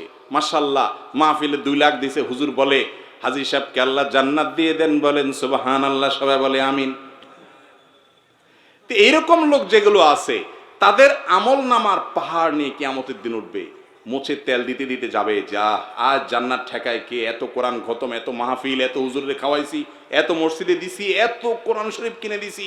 হুজুর যত আছে দেশে, এমন কোনো হুজুর নাই আমার এলাকাতে, গ্রামে, যেগুলোর পেটে আমার খানা নাই। সবার পেটে খানা আছে, সব গরিবের পেটে খানা। কত দান সদকা করছি। আর কোরআন তেলাওয়াত, শুধু দান সদকা নাকি, হজ, উমরা, জিকির, আজকার, তাহাজ্জুদ, কপালে সিল, কত আমল করছি মাশাআল্লাহ। মোসে তাও দিতে দিতে যাবে জান্নাত, সামনে কত দূর কে জানে। আল্লাহ রাব্বুল আলামিন, হাদিসে আসছে, ওই জায়গায় যখন ওই লোক আমলের পাহাড় নিয়ে যাবে, কিন্তু ওই যে মানুষের হক মারছে আবার সাথে ইবাদতও করছে, আমলের পাহাড় নিয়ে যাবে। তখন আল্লাহর কাছে কিছু লোক এসে ঘিরে ধরবে তাকে, ঘিরে ধরে বলবে, আল্লাহ এই যে লোক ইয়া বড় হাজি সাহেব, গাজী সাহেব, শেখ সাহেব, মুফতি সাহেব, মালানা সাহেব, সভাপতি সাহেব, সেক্রেটারি সাহেব, কেশিয়ার সাহেব, সদস্য সাহেব, কমিটি সাহেব, অমুক সাহেব, তমুক সাহেব, এই সাহেব অনেক আমল করছে, আল্লাহ সব ঠিক আছে, মাগার আল্লাহ আমি একজন রিকশাওয়ালা ছিলাম, অন্যায়ভাবে আমাকে একদিন একটা থাপ্পড় দিছে, ভাড়াটা দেয় নাই। আমি তো দুনিয়াতে আর জোর করে আদায় করতে পারি নাই, ক্ষমতা ছিল না। তুমি তো আহকামুল হাকিমিন, তুমি তো সকল বিচারকদের শ্রেষ্ঠ বিচারক, তোমার তো ফামাই ইয়ামাল মিসকালা যাররাতিন শাররান ইয়ারা, চুল পরিমাণ খারাপ কিছু করলেও তুমি তার বিচার করার কথা, আমি আজকে বিচার চাই। আল্লাহ বলবেন, এখন তো আর টাকা ফেরত দেওয়ার সুযোগ নাই, ঠিক আছে, আমল যেগুলা কষ্ট করে নিয়ে আসছো ওখান থেকে তাকে কিছু দিয়ে মামলা নিষ্পত্তি করে দিবেন, যাও তুমি চলে যাও। আরেকজন আসবে, আরেকজন আসবে, আরেকজন আসবে, আরেকজন এসে বলবে আমার আইল ঠেলছে আল্লাহ, আমি জানতাম না। আরেকজন বলবে আল্লাহ আমার লাউটা চুরি করে নিয়ে গেছে। আরেকজন বলবে আল্লাহ দোকান থেকে বাঁচিয়ে নিয়ে আর দ্বারের কাছে হাঁটে নাই। আরেকজন বলবে আল্লাহ বিচারের নাম দিয়ে আমার কাছ থেকে টাকা নিয়ে বিচার করছে, নেতা ছিল এলাকার। এক একজন এক এক মামলার আসামি, মামলার বাদীরা আসবে, আল্লাহ তাআলা সবাইকে তার দাবি অনুযায়ী, যদি প্রমাণ সত্য হয়, কেউ তার মিথ্যা সেদিন বলবে না, সব দিয়া বিচার করবেন। তার আমল সব শেষ হয়ে যাবে, দেনাদার তখনও, পাওনাদার তখনও থাকবে। এবার তো আমল শেষ, কি দিয়ে দিবে? এবার তাদের পাপের বোঝা দিতে থাকবে, যে তুমি তার হক নষ্ট, তার পাপের বোঝা নাও। এখন নিতে নিতে নিতে নিতে আমলের সব শেষ হইয়া পাপের বোঝা নিয়া তারপর সে জাহান্নামে নিক্ষিপ্ত হবে। তাহলে অন্যের হক আত্মসাৎ করে, মানুষের হক নষ্ট করে, মানুষকে কষ্ট দিয়ে, মানুষের প্রতি অবিচার করে, আমলের পাহাড় আর ইবাদতের পাহাড় করে কোনো লাভ হবে? আল্লাহ আমাদেরকে বুঝার তৌফিক দান করুন। আমল খুব বেশি দরকার নাই বাবারে, ফরজ মেন আমলগুলা করেন, কোনো মানুষের হক নষ্ট করিয়েন না, আপনি নিশ্চিন্ত থাকেন, আপনি জান্নাতে যাবেন ইনশাআল্লাহ। এরপরে প্রশ্ন, যদি কোনো স্ত্রী নামাজ না পড়ে তাহলে তাকে বুঝাতে হবে, তবুও যদি নামাজ না পড়ে তাহলে তার সাথে কেমন আচরণ করতে হবে? ভাই, স্বামী স্ত্রীর সম্পর্কটা এত সুনিবিড় যে আসলে এখানে আবদারের জায়গাটা বেশি। কিছু অমানুষ স্বামী, কিছু অমানুষ স্ত্রী আছে, তাদের কথা ব্যতিক্রম। সচরাচর সাধারণত স্বামী স্ত্রীর সম্পর্কটা এরকম, বায়না ধরে আদায় করা যায় না এরকম জিনিস খুব কম আছে। ভালোবাসা দিয়ে, মোহাব্বত দিয়ে, আদর করে, স্নেহ করে, আবদার করে, তার কথা মেনে বিভিন্ন কৌশলে তাকে আপনি নামাজের দিকে আনবেন। যদি কোনোভাবেই দেখেন না একেবারে অন্তর্মহর মারা হয়ে গেছে, আপনি শাসন করবেন, রাগ করবেন, কথা বন্ধ করবেন সীমিত সময়ের জন্য, বিছানা পৃথক করবেন, এরপরে না হলে দুই পরিবারের মুরব্বীদেরকে নিয়ে বসাবেন, বসায় আর জবরদস্তি তাকে বলবেন যে আমি বেনামাজির ঘর করতে পারি না, আমার সন্তান পরবর্তী বংশধর নষ্ট হবে, সেরকম হলে প্রেসার দিবেন। তাতেও যদি না হয়, প্রয়োজনে ওলামাদের সাথে পরামর্শ করে, মুরব্বীদের সাথে পরামর্শ করে, গণ্যমান্যদের সাথে পরামর্শ করে একটা তালাক দিবেন, পরামর্শ করে। এটা শেষ চিকিৎসা। এরপরে যদি তিনি তওবা করে বলেন যে না আমি সরি, আমি নতুন করে আসবো, তাহলে প্রত্যাহার করবেন। তালাক মুখে প্রত্যাহার করলে হয়ে যায়, কিচ্ছু করতে হয় না, শেষ, অটো প্রত্যাহার। আবার সংসার করা শুরু করবেন। যদি ভালো হয়ে যায় তো গেল আলহামদুলিল্লাহ, যদি না যায় তাহলে আবার সে একই অস্ত্র দীর্ঘদিন আবার একই প্রসেসে করতে পারলেন। অর্থাৎ আপনি চাইলে শেষ অস্ত্র ব্যবহার করতে পারেন, সুযোগ আছে, কিন্তু সেটা ব্যবহার করার আগে অনেকগুলো স্টেপ অতিক্রম করতে হবে। নামাজ পড়ে না দেখিয়া যদি আপনি নিজে গালিগালাজ করেন, তাহলে সে বেনামাজি হয়ে খারাপ, আপনি গালিগালাজ করে খারাপ, তো চোরের সাথে চোরের খালাতো ভাই আর কি, দুজন মিলে যাবে, সেটা করা যাবে? যাবে না। এরপরে প্রশ্ন, আমি একজন দায়ী হতে চাই, দায়ী হওয়ার জন্য আমি আগে নিজেকে পরিশুদ্ধ করব নাকি দাওয়াত দিয়ে দিয়ে দিয়ে পরিশুদ্ধ হওয়ার চেষ্টা করব? কারণ আল্লাহ তাআলা কোরআনে বলেছেন আন তাকুলু মা লা তাফআলুন, মানে কাবুরা মাকতান ইনদাল্লাহি আন তাকুলু মা লা তা'লামুন। আল্লাহ বলেছেন এটা। আমার নিজের ভিতরে অনেক ভুল রয়েছে। দেখুন, আমাদের অনেক ভাইরা এই বিষয়টা নিয়ে বাড়াবাড়ি করেন, বলেন যে অন্যকে ইসলামের কথা বলতে হবে, আগে নিজে ভালো হইতে হবে। সমাজে কোনো মানুষ যদি মানুষকে ভালো কাজের কথা বলে, নামাজের দিকে আসতে বলে, দাওয়াতের হুজুর হয়ে গেছে, তুমি নিজে আগে ভালো হও। ভাই, নিজে পরিপূর্ণ ভালো শতভাগ ফেরেশতা কি আমরা কেউ? হুজুররা কেউ শতভাগ ফেরেশতা হওয়া সম্ভব? সম্ভব না। তাহলে কি দাওয়াতি কাজ করবে না? এটা ভুল কথা। যে দাওয়াতি কাজ করতে হলে সে নিজে পুরো ভালো হয়ে যেতে হবে, তারপর দাওয়াতি কাজ করতে হবে। এটা দাওয়াতি কাজ, ইসলাম প্রচারের কাজ থামানোর জন্য শয়তানের কৌশল।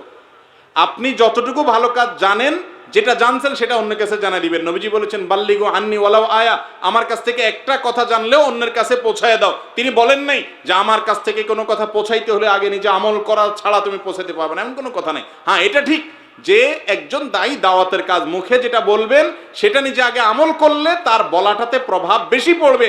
নিজের কথা অনুযায়ী নিজে আমল না করলে তার কথায় প্রভাব পড়বে না, সেটা ঠিক আছে। কিন্তু তাই বলে বলা যাবে না, দাওয়াতের কাজ করা যাবে না, এমন কোনো কথা নেই। নিজেকেও সংশোধন করতে থাকবেন, অন্যকেও বলতে থাকবেন। অনেক সময় দেয়ালে, অনেক সময় না সব সময়, ফুটবল দেয়ালে মারলে কি হয়, নিজের দিকে আসে, ঠিক না? আরেকজনকে বলতে বলতে নিজের বিবেক জাগ্রত হয়, কিরে আমি এই আমলটা নিজে না করলে কেমন হয়। এই জন্য দাওয়াতি কাজের জন্য এটা বাধা না। যে আয়াত আপনি প্রমাণ দিচ্ছেন, এই আয়াত দিয়ে অনেকে প্রমাণ দেয়, কাবুরা মাকতান ইনদাল্লাহি আন তাকুলু মা লা তাফআলুন। আরেক আয়াতে আল্লাহ বলেছেন লিমা তাকুলুনা মা লা তাফআলুন। এই আয়াতে যেটা বোঝানো হয়েছে সেটা ভিন্ন জিনিস। সেটা কি? সেটা হলো একটা কথা বললো, ওয়াদা করলো, কিন্তু সেটা পূরণ করলো না। এই কথা আল্লাহ তাআলা বলেছেন এটা অনেক বড় অপরাধ আল্লাহর কাছে, যে তুমি এমন কথা বলো যেটা তুমি নিজেই জানো সেটা তুমি বাস্তবায়ন করবা না। অর্থাৎ মানুষের সঙ্গে ওয়াদা করো কিন্তু তুমি সেটা পূরণ করবা না, সেটা করতে আল্লাহ তাআলা নিষেধ করেছেন। দাওয়াতি কাজের কথা এখানে বলা হয়, মিথ্যা প্রতিশ্রুতির কথা বলা হয়েছে। বাথরুমে ওযু করা জায়েজ আছে কিনা? ভাই, বাথরুমের ওযু নিয়ে অনেকে প্রশ্ন করেন। বাথরুমে যদি ওযু করেন, ওযু হয়ে যাবে। উত্তম হলো যে বাথরুমে কমোড আর বেসিন বা আপনার ওই টেপের মধ্যে মাঝখানে কোনো পার্টিশন নাই, সেখানে ওযু না করে বাইরে ওযু করাটা হলো উত্তম। ভিতরে করলে ওযু হয়ে যাবে, কিন্তু বাইরে করাটা উত্তম। কেন? কারণ ওযুতে বিসমিল্লাহ বলতে হয়, আর বাথরুমের ভিতরে নাপাক জায়গাতে আল্লাহর নাম নেওয়া এটা মাকরুহ। সেজন্য বাহিরে ওযু করা উত্তম। একটা বুদ্ধি আছে যে বাহিরে কোনো টেপ বা বেসিন থাকলে বিসমিল্লাহ বলে হাতটা ধুয়ে শুরুটা করে দিলেন, এরপর বাকি কাজগুলো ভিতরে যায় করলেন, সেটা করা যেতে পারে। আর যদি বাথরুমের ভিতরেই করেন তাহলে মনে মনে বিসমিল্লাহ বলবেন, বলে ওযু করবেন, ওযু হয়ে যাবে, কোনো অসুবিধা নাই। একটা পরিবারের ছেলে নিজের ইচ্ছা বিয়ে করার ফলে তার বাবা ও ভাইয়েরা মিলে সে ছেলেকে বাবার সম্পত্তি থেকে ত্যায্যপুত্র করে, কিন্তু বাবার মৃত্যুর আগে বাকি ছেলেদেরকে ওসিয়ত করে গেছে তার সম্পত্তি যেন তাকে ফেরত দেন, কিন্তু তার ভাইরা সেই সম্পত্তির অংশ দিতে ইচ্ছুক না। ইসলামী শরীয়তের সম্পর্কে কি বলে? খুব পরিষ্কারভাবে শুনে রাখেন। ত্যায্যপুত্র বলতে কোনো কিছু ইসলামী শরীয়তে নেই। ইসলামী শরীয়তে ইসলাম ত্যায্যপুত্র করাকে জায়েজ বলে না। ত্যায্যপুত্র মানে হলো যেই পুত্রকে ত্যাগ করা হয়েছে। তার মানে কি? বাপ বলে দিছে, এটার আইনি ভিত্তি থাকতে পারে, কিন্তু কোরআন হাদিসের আলোকে এটা গ্রহণযোগ্য কোনো কাজ না। আপনার সন্তান হিসাবে দুনিয়াতে কেউ এসেছে, সে যদি ইমানদার হয়, আপনিও মুসলমান, আপনার সম্পদে তার ভাগ আল্লাহ তাআলা অটোমেটিক দিয়ে দিয়েছেন। আপনি যদি বলে যান যে এই কাজের কারণে আমার ভালো লাগলো না, বা সন্তানের কোনো কারণে আমি নাখোশ হয়েছি, আমি তাকে ত্যায্যপুত্র করে দিলাম, সে আমার সম্পদ পাবে না, এই অধিকার বাপকে মাকে ইসলাম দেয় নাই। কিন্তু অনেক বাপ মায়ের কাজটা করে। তো প্রশ্নে যে কাজটা যেটা বলা হলো যে একজন বাবা তার সন্তানকে ত্যায্যপুত্র করার পর মৃত্যুর আগে আবার সেটা প্রত্যাহার করে নিয়েছেন, তিনি বলেছেন না তাকে সম্পদ দিও, এখন ভাইরা দিচ্ছে না। যদি ভাইরা না দেয় তাহলে একটু আগে প্রশ্ন উত্তরে যে কথাগুলো বললাম সেই কথাগুলো প্রযোজ্য হবে। এই ভাইদের অবস্থা হবে কিয়ামতের ময়দানে ওই ব্যক্তির মতো যে ব্যক্তি আমলের পাহাড় নিয়েও কিয়ামতের ময়দানে বান্দার হক নষ্ট করার কারণে ধরা খাবে। সে যদি ধরা খায় তাহলে আপনি ভাইয়ের হক নষ্ট করার কারণে যদি আমল না থাকে সেরকম, আপনি তো কত জোরে ধরা খাবেন এবং জাহান্নামে যাবেন। এটা অনেক বড় অপরাধ। কোনো ভাইকে বাপ ত্যায্যপুত্র করলেও বাপের সম্পদ থেকে বঞ্চিত করার অধিকার অন্য ভাইদের নাই, কারণ ত্যায্যপুত্র হওয়াটা ইসলাম সমর্থন করে না। বাপ হোক আর সন্তান হোক, স্বামী হোক আর স্ত্রী হোক, বন্ধু হোক আর আত্মীয় স্বজন হোক, কোনো ব্যক্তির সাথে 3 দিনের বেশি সম্পর্ক ছিন্ন করে চিরকালের ত্যাগ করে ত্যায্য করে তাকে থাকা জায়েজ নাই। ইসলাম এটাকে জায়েজ বলে না। ইসলাম মিলেমিশে থাকার কথা বলে। তার পাপের কারণে সে আল্লাহর কাছে জবাবদিহি করবে। আমি তাকে ত্যাগ করে থাকতে পারি না। সন্তান রক্ত সম্পর্কীয়, আত্মীয়ের মধ্যে অন্যতম, অতএব তার সাথে চিরকালের জন্য সম্পর্ক ছিন্ন করা বাবার জন্য জায়েজ নাই। যেমন সন্তানের জন্য জায়েজ নাই বাবাকে ত্যাগ করা, ঠিক একইভাবে বাবার জন্য জায়েজ নাই, হালাল হবে না সন্তানকে কি করা? ত্যাগ করে থাকা। সে পাপ করে থাকলে সে আল্লাহর কাছে বুঝে বেড়াবে। আমি রাগ থাকতে পারে, ক্ষোভ থাকতে পারে, কষ্ট থাকতে পারে, চিরতরে তাকে বর্জন করতে পারি না। যতটুকু জানি গান বাজনা হারাম, কিন্তু এখানে প্রায় বিয়েতে গান বাজনা হয়। এখন শীতকালীন পিকনিকের নামে সারা রাত উচ্চ শব্দে গান বাজনা করা হয়। গান বাজনার ভয়াবহতা সম্পর্কে যদি বলতেন। ভাইরা আমার, আমাদের দেশে কিছু কিছু অসভ্যতা আছে, অসভ্যতা, যে অসভ্যতাগুলোর ব্যাপারে আমাদের বেশিরভাগ মানুষের বিবেক জাগ্রত হয় না। তার মধ্যে থেকে একটা হলো ডেক সেটে বড় বড় আপনার বক্স এনে হাই ভলিউমে গান বাজানো হয় বিয়ে উপলক্ষে, পিকনিকের নাম দিয়ে, বিভিন্ন আনন্দ অনুষ্ঠানের নাম দিয়ে। এই যে গান বাজানো হচ্ছে, এই গান বাজানোর ফলে আশেপাশে মানুষের ঘুম হারাম হচ্ছে, মোবাইলে কথা বলতে পারছে না, বাচ্চাদের কষ্ট হচ্ছে, হার্টের রোগীদের কষ্ট হচ্ছে। এই যে একটা ব্যাপার, মানুষের কষ্ট হচ্ছে, তারপরও আমি উল্লাস করছি। পশুরাও এত পশু হয় কিনা আমার সন্দেহ হয়। একটা সভ্য সমাজে এটা কখনো ঘটতে পারে না। যাদের আশেপাশে হয় বা আপনারা নিজেরা করেন, একটু নিজের বিবেকটাকে জিজ্ঞাসা করেন। ডেক সেটের আওয়াজে আপনি আকাশ পাতাল ভারী করে তুলছেন, আপনার মনে অনেক সুখ আছে, উলাল আছে, আপনি লাফাচ্ছেন, লাফান, ভালো কথা। আপনার এই আওয়াজ যে আশেপাশে যাচ্ছে, সবাই কি আপনার সাথে উলাল করতেছে? কারোর মনে বেদনা থাকতে পারে না, কারোর মনে কষ্ট থাকতে পারে না? তাহলে সবার জীবনটাকে অতিষ্ঠ করে দেওয়া, অস্থির করে দেওয়া, মানুষকে এইভাবে কষ্ট দেওয়া, এটা কোনো সভ্য মানুষের কাজ হতে পারে? কিন্তু এই অসভ্যতাটা আমাদের সমাজে গ্রামে গ্রামে, শহরে শহরে, বাড়িয়ে বাড়িয়ে, বিল্ডিংয়ে বিল্ডিং হয়। যুবক, তোমার বিয়ে উপলক্ষে যদি এই বড় বড় বক্স এনে, ব্যান্ড পার্টি এনে, হাই ভলিউমে গান বাজিয়ে আশপাশের মানুষের জীবনকে অতিষ্ঠ করো, মানুষকে কষ্ট দাও, তোমার বিবাহে, তোমাদের দাম্পত্য জীবনে সুখ হবে না, সুখ হবে না, সুখ হবে না, আল্লাহর গজব আসবে, কারণ মানুষের বদদোয়া সেখানে আসে। নিজের বিবেককে একটু জিজ্ঞাসা করেন, এত বড় বর্বরতা, অসভ্যতা কিভাবে আমি করতে পারি? আপনার গান শুনতে মনে চাইছে, আপনি গান শুনতে শুনতে জাহান্নামে চলে যান, আপনারা কে নিষেধ করছে? আপনি আমাকে শুনতে বাধ্য করার এখতিয়ার আছে আপনার? শুধু গান নয়, ইসলামের কথাও জোর করে হাই ভলিউমে আশপাশের লোকদের ঘুম হারাম করে শোনানো জায়েজ নাই। মাইকের যে আওয়াজ হয়ে থাকে ওয়াজ মাহফিলের, আমরা সব সময় বলি আলহামদুলিল্লাহ, বাংলাদেশে ওয়াজ মাহফিলে গুণগত পরিবর্তন আমরা দেখতে পাচ্ছি। যে মাইক প্যান্ডেলের ভেতরে সীমাবদ্ধ রাখা হচ্ছে, প্যান্ডেলের বাইরে সীমিত পরিসরে এমন জায়গা দেওয়া হচ্ছে যে মানুষের জীবনযাত্রা ব্যাহত হবে এরকম না, যারা চায় তারা শুনতে পারবে, এরকম পর্যায়ের ব্যবস্থাপনা হচ্ছে। আমরাও নির্দেশনা দিচ্ছি, এমনকি ইসলামের নাম দিয়েও যদি এরকম করে সেটা গুনাহের কথা। অনেক লোক দেখবেন বাসে যাচ্ছে কোথাও, আর ঝাঁকানাকা গান মোবাইলে চালাই দিছে, আশেপাশে বেচারা কেউ গান শুনবে না, কেউ ওয়াজ শুনবে, নাকি সে একটু ঘুমাবে, না অন্য কিছু চিন্তা করবে, না মোবাইলে কথা হলো, এসব দেখা দেখি নাই। এই যে আরেকজনকে কষ্ট দিচ্ছেন, এটা কোনো সভ্য ভদ্র মানুষের কাজ হতে, এটা কোনো মুসলমানের কাজ হতে পারে না। নবী করিম সাল্লাল্লাহু আলাইহি সাল্লামের মসজিদে একবার এক লোক জোরে কোরআন তেলাওয়াত করছে, তিনি ইতিকাফে। তিনি লোকটাকে ডাইকে বলছেন, এদিকে আসো, তুমি কোরআন তেলাওয়াত শুনাইতে চাচ্ছ যে মালিককে, তিনি তো আলিমুম বিদাতিস সুদূর, তিনি তো মানুষের অন্তরের কথাও শুনে, তুমি কেন চিৎকার করছো, জোরে আওয়াজ কেন করছো? আশপাশে মানুষ জিকির আজকার কি আবাদ বন্দি করবে, তার ক্ষতি হবে। রমজান মাস আসলে দেখবেন মাইকে মানুষকে সাহারি খাওয়ার জন্য জাগানোর নাম দিয়া মুয়াজ্জিন শব্দের গজলের চোটে, ওইটার গজল থাকে না, গজবে পরিণত হয়ে যায়। ঠিক না ভাই? ঠিক। তাহাজ্জুদ পড়বে একজন, মুখ দিয়া এবাদত আসে না, জিকির আজকার আসে না। ঠিক না ভাই? ঠিক। আরে ভাই, মাইকে এই কাহিনী করার দরকার কি? আগে তো মুয়াজ্জিন সাহেবরা কষ্ট করা লাগতো, এখন তার কষ্ট নাই। এখন কলরব আছে, কত রব আছে, শুধুমাত্র ইউটিউব চালে দিয়া মুয়াজ্জিন সাহেব নাকে তেল দিয়ে ঘুমাইতেছে। এই যে কাজ, এগুলো ভালো কোনো কাজ না, দেখতে মনে হয় ভালো কাজ। আরে ভাই, এখন সবার ঘরে ঘরে অ্যালার্ম আছে, মোবাইলে অ্যালার্ম হয়, কল করতে পারে একে অন্যকে। তারপরে যদি ডাকতে চান, আপনি তাকে জাস্ট উঠার জন্য যতটুকু দরকার হয়, যে মাইকের আওয়াজের জন্য অনেক অপেক্ষা করে, যদিও এই কালচারতে বের হয়ে আসা উচিত আমাদের, কিন্তু আপনি আধা ঘন্টা 1 ঘন্টা ধরে এটা করতে পারেন, এটা জায়েজ নেই। স্বামীর নাম ধরে ডাকা যাবে কি না? স্বামীর নাম ধরে ডাকা যাবে কি না? স্বামী সাধারণত স্ত্রীর চাইতে বয়সে বড় হয়, আর তাছাড়া আল্লাহ রাব্বুল আলামিন তাকে স্ত্রীর অভিভাবক হিসাবে, দায়িত্বশীল হিসাবে রেখেছেন, যার কারণে তাকে সম্মান দিয়ে কথা বলবে। তিনি ভালোবাসার পাত্র, তিনি নিজের পরম বন্ধু, তিনি জীবন সঙ্গী, একই সঙ্গে তিনি অভিভাবকও বটে। এই জন্য তাকে সম্মান প্রদর্শন করবে। কিন্তু সম্মান প্রদর্শন করার বিষয়টা, এটা ভ্যারি করে অঞ্চলের উপরে, কালচারের উপরে।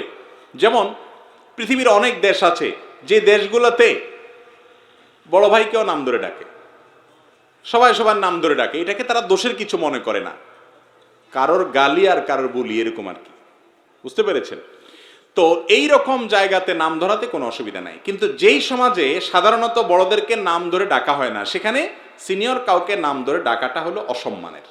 সেখানে অমুকের বাপ, তমুকের বাপ, বা আমাদের দেশে মহিলারা বিশেষ করে মা চাচিদেরকে আমরা দেখতাম যে তারা কি করে জানে ডাকতো, আপনার শুনছেন নি, তারপরে আরো কি কি জানি বলতো,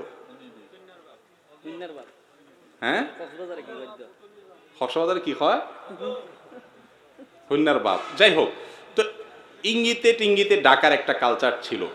নাম ধরে ডাকলে যদি স্বামী এটাকে দোষণীয় কিছু মনে না করে, বা সমাজ এটাকে দোষণীয় কিছু মনে না করে, এরকম সমাজে নাম ধরে ডাকাতে কোনো অসুবিধা নাই। বিভিন্ন হাদিস দ্বারা নাম ধরে ডাকার বিষয়টাও সাব্যস্ত আছে, কিন্তু অসম্মানজনক মনে করা হলে সেটা করা উচিত না।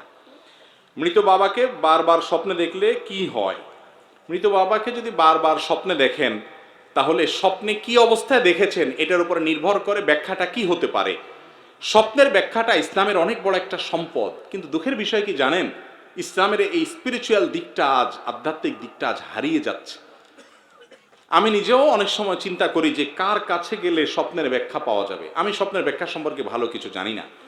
এ সম্পর্কে ইসলামের মনীষীগণ যুগে যুগে, সবাই না, অনেক ব্যক্তিরা পণ্ডিত ছিলেন, স্বপ্নের ইন্ডিকেট ব্যাখ্যাগুলো, তারা ইঙ্গিতগুলো বুঝতে পারতেন। কিন্তু দিন দিন ইসলামের এই স্পিরিচুয়াল দিকগুলো হারাতে হারাতে এখন এমন একটা অবস্থা হয়ে গেছে, স্বপ্নের ব্যাখ্যা সম্পর্কে ভালো জানে এমন মানুষ খুঁজে পাওয়া যায় না। সাহাবা একরাম নবী করিম সাল্লাল্লাহু আলাইহি ওয়াসাল্লামের কাছে এসে জিজ্ঞাসা করতেন, ইয়া রাসূলুল্লাহ, আমি এটা স্বপ্নে দেখেছি, ব্যাখ্যা কি হবে? তিনি ব্যাখ্যা করতেন, এবং এটা তার নিয়মিত একটা সেশন ছিল যে তিনি নিয়মিত প্রায় সময়, বিশেষ করে ফজরের পরে, তিনি স্বপ্নের ব্যাখ্যা দিতেন। কিন্তু আজ আলেমদের মধ্যে মাসআলা বলা আলেম অনেক আছে, স্বপ্নের ব্যাখ্যা দেওয়া আলেম পাওয়া যায় না। দুঃখজনক, এটা একটা ত্রুটি এবং ক্ষতি আমাদের। যাই হোক, তো বাবাকে স্বপ্নে দেখলে, অনেকে বাবাকে স্বপ্নে দেখলেই বিশেষ কিছু করতে হয় না, এরকম কোনো কথা নাই যে স্বপ্নে দেখলে এটা করতেই হবে। আপনি যদি বাবাকে স্বপ্নে দেখেছেন, সেই স্বপ্ন দেখার পরে আপনার কাছে মনে হয়েছে বাবা কষ্টে আছেন, এরকম কোনো ইন্ডিকেট পাওয়া গেছে, তাহলে বাবার পক্ষ থেকে আপনি দান সদকা করেন, দোয়া করেন, ইস্তেগফার করেন, বৈধ যে কাজগুলো করা যায় মৃত ব্যক্তির তরফ থেকে সেগুলো করেন। আবার পয়সা দিয়া, মৌলবি দিয়া কোরআন খতম করায়েন না, সওয়াব তো হবেই না, বরং আরো গুনাহ হওয়ার সম্ভাবনা আছে। বুঝতে পারছেন? পয়সা দিয়ে যদি কোরআন খতম করান, আমসালা দুইটাই যাবে। আমসালা বুঝেন কোনটা? সওয়াব তো যে পড়ে সাধারণত সে পায়, সাধারণত লাইসাল ইনসান ইল্লা মা সা, আল্লাহ বলেছেন। আর আপনার তাহলে সওয়াব যদি কিছু পাওয়ার থাকে, কথার কথাতে মৌলভী সাহেব যেগুলো বানায় করে আনছেন, সওয়াব তো তাদেরটা তেলাওয়াত করছে, তারটা সে পাবে। আর আপনার পয়সাটাও গেছে, আমও গেছে, সালাও গেছে। বুঝতে পারছেন? কোন মুর্দার জন্য কোরআন খতম করায়া কোন হুজুরে টাকা দিলে সওয়াবও হবে না, টাকাও মায়ের, আমও যাবে, সালাও যাবে। খুব ভালো করে শুনে রাখেন। ছোটবেলায় এই কাজগুলো আল্লাহ মাফ করুক, আমরাও টুকটাক করছি, হুজুরদের সাথে গেজিটেছি, কিছু পয়সা করে দিছি, তখন বুঝি না, আমরা ছোট মানুষ ছিলাম। কিন্তু পরে যখন জ্ঞান বুঝেছে, বুঝলাম আরে এই আমল তো বেচা কিনা করা যায় না। এটা তো আপনার এই মোবাইলের ব্যালেন্স ট্রান্সফারের মতো কোনো সিস্টেম নেই যে ভাই 10 টাকা দেন ব্যালেন্স ট্রান্সফার করে দিলাম। আমি কোরআন খতম দিলাম 10 জন মিলে পড়ে, এরপর ওটা ট্রান্সফার করে পাঠিয়ে দিলাম ওই লোকের আমল নামা, আপনি আমাকে 2000 10,000 টাকা দিয়ে দিলেন। এরকম কোনো সিস্টেম ইসলামে নাই। আলেমদের এটার জন্য তাহলে কি করবেন? তাহলে আপনি যেটা করবেন সেটা হলো যে আলেমদেরকে গিয়া, মাদ্রাসায় গিয়া, এতিমখানায় বা মাদ্রাসার বোর্ডিংয়ে গিয়ে এমনি দান করে দিবেন যে আমার বাবার রুহের মাগফিরাতের জন্য এই টাকাটা দান করলাম। আপনার মনে মনে নিয়ত থাকবে, দান করলে অটোমেটিক তারা সব আমল নামাতে কি হবে, সব জমা হবে। এটা শরীয়তে আছে, হাদিসে আছে। মৃত ব্যক্তির পক্ষ থেকে কি করা যায়? দান করা যায়, কিন্তু টাকা দিয়া, ভাড়া দিয়া কোরআন তেলাওয়াত করার সিস্টেম নেই। কোন ব্যক্তি যদি হারাম টাকা মসজিদে দান করে, কিন্তু মসজিদ কমিটি ওই ব্যক্তির হারাম উপার্জিত উৎস জানেন, তবুও মসজিদ কমিটি সে দান কবুল করেন, এ সম্পর্কে ইসলাম কি বলে? দেখেন, স্পষ্ট হারাম যদি জানে, হারাম বিশেষ করে একটা প্রকার আছে হারাম লিআইনিহি, একেবারে মূলগতভাবে হারাম। যেমন একটা লোক চুরি করে টাকা নিয়ে আসছে, একজনের পকেটমারি করে টাকা নিয়ে আসছে, এই টাকাটা আইনা মসজিদে দিচ্ছে, আপনি জানেন, তাহলে আপনার জন্য টাকা নেওয়াটাও হারাম, এই টাকা নেওয়াটাও কি হারাম। আরেকটা লোক তার উপার্জনটা হালাল হারাম মিশ্রিত, সে সুদ খায়, ঘুষ খায়, আবার হালাল ইনকামও আছে, ভেজাল টেজাল আছে আর কি, এই লোকের টাকা দিছে, সে হালাল থেকে দিছে না হারাম থেকে দিছে আপনি জানেন না, তাহলে সেটা গ্রহণ করা কি আছে? জায়েজ আছে। আর যদি তার ম্যাক্সিমামই হারাম হয়, আপনি জানেন, তাহলে সেক্ষেত্রে সেটাও অ্যাভয়েড করা। সবাই দুনিয়ায় পয়সা ছাড়া কিছু বুঝে না, আমরাও আজকাল অনেকে এরকম হয়ে গেছি, পয়সা ছাড়া কিচ্ছু বুঝি না। মসজিদ কমিটির লোকদের দায়িত্ব ছিল, কারণ তাদের 4টা বৈশিষ্ট্যের একটা হলো ওয়ালাম ইয়াখশা ইল্লাল্লাহ, আল্লাহ ছাড়া কাউকে পরোয়া তারা করবে না। তাদের দায়িত্ব ছিল কি? তাদের দায়িত্ব ছিল আল্লাহর ঘরে কোনো হারাম টাকা আমরা প্রবেশ করাবো না চেষ্টা করা। কোত্থেকে চেষ্টা করবে? বেশিরভাগ ওই দায়িত্বশীল লোকদের বড় একটা অংশ, ভালো মানুষ অনেক আছেন আলহামদুলিল্লাহ, বড় একটা অংশ আছে যে সে নিজেই কি 2 নম্বর। আবার সবাই না, আল্লাহর ঘরের খেদমত করেন, কমিটির দায়িত্বে আছেন, বহু হাজার লাখো ভালো মানুষ আছে আলহামদুলিল্লাহ আমাদের দেশে। একটা কথা বলি, আপনারা যারা মক্কা শরীফ গেছেন, জায়গা যাওয়ার তৌফিক হয়েছে, আপনারা দেখছেন বাইতুল্লাহর কাবার এক পাশে ওয়াল পরিমাণ উঁচু করা উঠা আছে, দেখছেন আপনারা? এটাকে বলে হাতিমে কাবা। এই হাতিমে কাবাটা রাসূল সাল্লাল্লাহু আলাইহি ওয়াসাল্লামের দাদা কাবাকে পুনরায় বানাইতে গিয়া এই জায়গাটা মূলত কাবার মূল অংশ ছিল, ভিতরের অংশ ছিল, ইব্রাহিম আলাইহিস সালামের কাবা এটা ছিল, কিন্তু এটা এখন বারান্দার মতো ওয়াল উঠানো, মসজিদের কাবার ভিতরের অংশ নাই। এটা কেন নাই? এটা না থাকার কারণ হলো রাসূল করিম সাল্লাল্লাহু আলাইহি সাল্লামের দাদা তিনি এই মসজিদকে যখন এটা ভেঙে পড়ে যাচ্ছিল, পুরান হয়ে গেছে, ইব্রাহিম আলাইহিস সালাম সেই মসজিদকে পুনরায় নির্মাণ করছেন, তখন তিনি সহ মক্কার তখন মুশরিকরা পর্যন্ত বসে সিদ্ধান্ত নিলেন আল্লাহর ঘরে আমরা হারাম টাকা ঢুকাবো না, আর সমাজে হালাল টাকা কম থাকে, এই জন্য তারা টাকার অভাবে এই জায়গাটা মসজিদে ঢুকাতে পারে নাই। আজও পর্যন্ত সেটা বাইতুল্লাহর বাহিরের অংশ, ওয়াল তুলে রাখা হয়েছে আমাদের শিক্ষার জন্য। অথচ আমরা হারাম টাকা দিয়ে মসজিদে জাকজমক চাকচমক করি। এই জাকজমকের নাম মসজিদ না। মসজিদ সাদা সিধা থাকুক, তবুও হারাম টাকা থেকে বেঁচে থাকার চেষ্টা করুক। আল্লাহ মাফ করুক, হুজুররাও এখন আর বাজ বিচার আমরা করি না। আমাদের আসুন্নাহ ফাউন্ডেশনে আলহামদুলিল্লাহ আমরা প্রত্যেকটা ডোনেশনে চেষ্টা করি মানুষকে ঘোষণা দেওয়ার। এই যে সামনে কমপ্লেক্সের ঘোষণা হবে, অলরেডি আমাদের রেডি করা আছে যে সবাই হালাল উপার্জন যাদের আছে তারা দিবেন, হারাম টাকা দিবেন না। আমাদের পক্ষ থেকে নিষিদ্ধ করা থাকলো, দিলে দায়িত্ব আপনার। ইন্নাল্লাহ তাইয়্যিব লা ইয়াকবালু ইল্লা তাইয়্যিবা, হাদিসে আসছে আল্লাহ পবিত্র, হালাল ছাড়া কিছু দিলে তিনি সেটা গ্রহণ করেন না। এই জন্য এটা করা যাবে না, কমিটির দায়িত্ব। ওযুবিহীন আজান দেয়া যাবে কিনা নিজে জানা সত্ত্বেও, দেখেন আজান এমনি বিশুদ্ধ হওয়ার জন্য, আজান দিলে আজান হয়ে যাবে এইটার জন্য অজু শর্ত না। অজু ছাড়া আজান দিলে আজান হয়ে যাবে, কিন্তু বেশিরভাগ উলামাদের মতে আজান অজু ছাড়া যদি দেয় তাহলে সেক্ষেত্রে সেটা মাকরুহ, অনুচিত কাজ, দিলে আজান হয়ে যাবে। অনেক মুয়াজ্জিন আছে অলসতা করে, চাকরি বাঁচানোর জন্য টাইম হয়ে গেছে, অজু করতে গেলে দেরি হয়ে যাবে, আজানটা আগে দিয়ে দিয়ে এরপর অজু করি। অনেক ভাইরা আছেন, আল্লাহ মাফ করুক, এটা করা উচিত না, এটাকে অভ্যাস বানিয়ে রাখা উচিত না।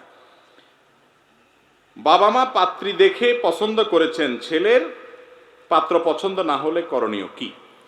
ভাই, বাবা মা পাত্রী নির্বাচনের ক্ষেত্রে সহযোগিতা করবেন, বিশেষ করে বিচক্ষণতার দিকগুলা, বুদ্ধিমত্তার দিকগুলা, অন্যান্য দিকগুলা দেখবেন। দেখতে ভালো লাগে কি লাগে না এই সিদ্ধান্ত নেয়ার এখতিয়ার কার? ছেলের, পাত্রের। বাবা মা হেল্প করতে পারে, মা বলতে পারে যে দেখো এরকম এরকম এরকম করতে পারে, কিন্তু বাধ্য করার অধিকার নাই। আমাদের দেশে তো এখন পাত্রী দেখা না, এটা মনে হয় যে বাজারে কোরবানির গরু দেখা। সবাই দেখে, পাত্রর কোনো বেল নেই, পাত্রর বোনের জামাইও দেখে, আছে না নাই? এর মতো অসভ্যতা আর কি হতে পারে বলেন? খুব খারাপ কাজ। আরে ভাই, বিয়ে যে করবে সে দেখবে, তার পরিবারের মেয়েরা দেখবে, এমনকি পাত্রের বাপও দেখবে না, দেখবে শুধুমাত্র একজন পুরুষ। সে কে? যিনি বিয়ে করবেন তিনি। আর তার পক্ষ থেকে তার মা, বোন, ভাবি তারা দেখতে পারে ভেতরে যে, কিন্তু কোনো পুরুষ দেখতে পারে না, জায়েজ না, এটা গুনাহ। এখন মুশকিল হলো আজকাল কোনো ছেলে যদি বাপরে বলে আব্বা এখন বিয়ের সিদ্ধান্ত নিয়েছেন, হুজুর বলছে যে আপনার জন্য দেখা জায়েজ হবে না, আপনি এখানে বসেন আমি দেখে আসতেছি। বলবে যে বেয়াদব, বিয়ের আগেই অবস্থা রে বাবা, এই মেয়ে বিয়ে করার পরে জানে তুই আর কত মাসালা বাইর করস, ঠিক না ভাই? ঠিক। ওই বেচারার পিঠে মায়েরই পড়বে, শুধু একটাও নিচে পড়বে না। মুরব্বী বুঝতেছেন না, সেজন্য তখন মুরব্বীরে বলবেন বাবা বিয়েটা হয়ে গেলে তোমার পুত্রবধূ তুমি দেখতে পারবা, তোমার জন্য সে মাহরাম হয়ে যাবে, কিন্তু বিয়ে হওয়ার আগ পর্যন্ত তোমার জন্য দেখা শরীয়ত জায়েজ করে না। আমরা ইসলাম বুঝি না, যার কারণে এই সমস্যা হয়েছে। মুরব্বীরা এগুলো বোঝার চেষ্টা করবেন তো ইনশাল্লাহ। যদি ছেলের বাপই দেখতে না পারে, তাহলে বোনের জামাই ওই বেটারে বলবেন যে তুমি তো ওই বাড়ির সামনে বসে থাকো, চাচা মিয়ারা তো সামনের রুমে বসায় রাখবেন, আর বোন জামারে কোথায় রাখবেন? খবরদার, তুমি ডেঞ্জারাস, তুমি বাড়ির সামনে ওই দোকানে বসে থাকো। তার ওখানে দোকানে চায়ের অর্ডার দিয়ে আপনি ভিতরে মেয়ে দেখতে আসবেন। ওই বেচারা চাটা ফালা দিয়ে চলে যাবে, বলবে এই শালার মেয়ে দেখতে আমি যাব না। কত খারাপ! আমাদের সমাজে ভালো হইতে চাইলে তাকে আমরা খারাপ বলি, ঠিক না ঠিক? যুবকরা হিম্মত করতে হবে আর মুরব্বীরা সহযোগিতা করতে হবে। এক্ষেত্রে ভুল বোঝাবুঝি চলবে না। ইসলাম না বোঝার কারণে আমাদের এগুলো হয়েছে গুনাহ। আবার 4-5 জন 6 জন মিলে মেয়েকে আনার পরে দাঁড়াও তো দেখি, বসো তো দেখি, ঘুরো তো দেখি, হা করে দাঁতগুলা দেখাও তো দেখি, কানের ছিদ্রটা দেখাও তো দেখি, হাইটা দেখো তো দেখি কেমন লাগে। মনে হচ্ছে গরু কিনতে গেছে। আহা, নারীর প্রতি অসম্মান, অপমান, এগুলো জায়েজ না ইসলামে। ছেলে দেখবে, বাহ্যিকভাবে কথা বলবে, তার মন মানসিকতা বোঝার চেষ্টা করবে, শেষ। আর আসল দেখা হবে তার চারিত্রিক দিক, সেগুলো তো আপনি ভেতরে ভেতরে খোঁজ খবর নেবেন। এই হাঁটাহাঁটি দেখার কি আছে? আপনি কি গরু কিনতে আনছেন? অনেক মেয়েকে এভাবে অপমান করা হয়, অপদস্থ করা হয়। এই অসভ্যতার বিরুদ্ধে আমাদেরকে দাঁড়াতে হবে ইনশাআল্লাহ। চেষ্টা করবেন তো যুবকরা ইনশাআল্লাহ। আর মুরব্বীরা সহযোগিতা করবেন। আল্লাহ আমাদের তৌফিক দান করুন।